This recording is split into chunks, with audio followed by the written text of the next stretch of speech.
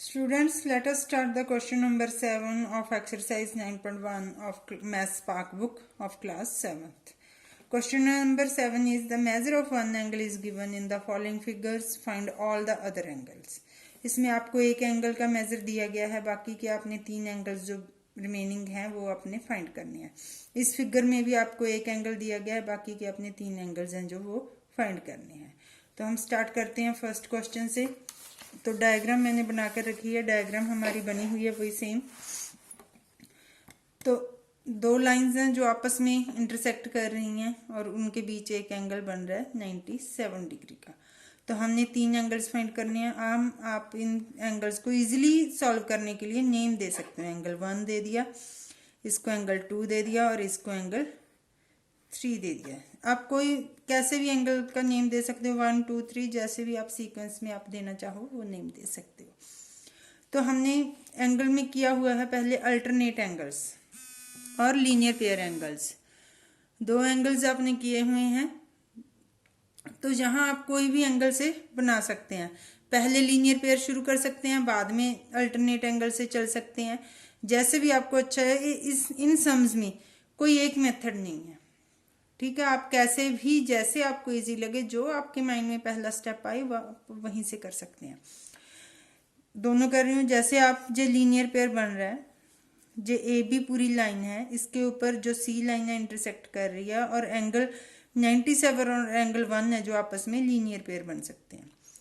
तो linear pair में क्या है, दोनों आपस में कंप्लीमेंट सप्लीमेंट एंगल हो गई। तो सप्लीमेंट हम 180 में से माइनस कर देते हैं। तो अगर 97 को 180 में से माइनस कर देंगे तो हमारा एंगल 1 निकल आएगा।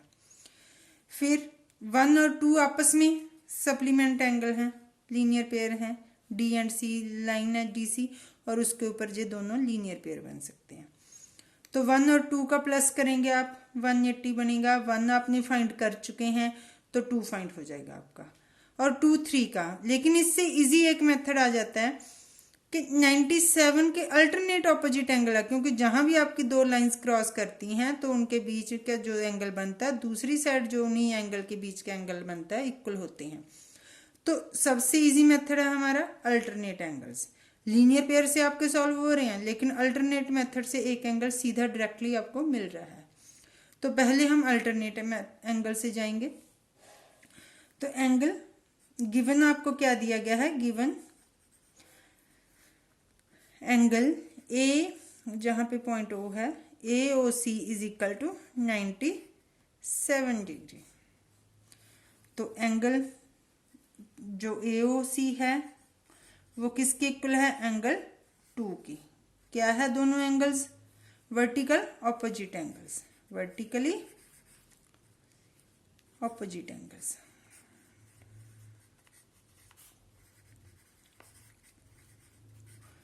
तो अगर ये 97 डिग्री है तो एंगल 2 भी है जो आपका वो 97 डिग्री का होगा। तो एंगल 2 आपका कितने का आ गया, 97 डिग्री का।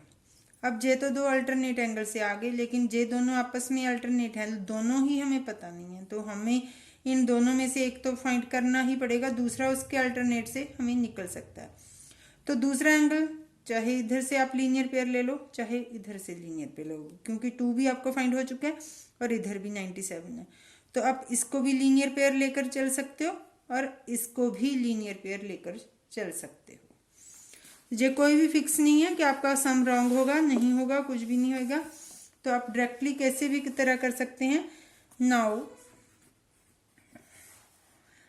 Angle AOC and angle 1 are linear pair. और आप सप्लीमेंट्री भी लिख सकते हैं, लीनियर पेयर और supplementary angle.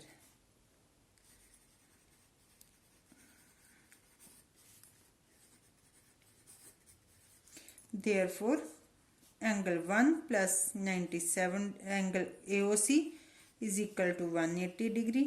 Angle 1 plus 97 degree is equal to 180 degree. Angle 1 is equal to 180 degree minus 97 degree. तो आपका एंगल कितना आ गया, 1 is equal to 80 90 80 83 डिग्री। तो आपका एंगल 1 है जो वो आपका आ गया 83 डिग्री का। अब angle 1 is equal to angle 3, दोनों क्या है, vertical opposite angles, opposite angles. Angle 1 क्या है आपका 83 degree is equal to angle 3, therefore angle 3 is equal to 83 degree.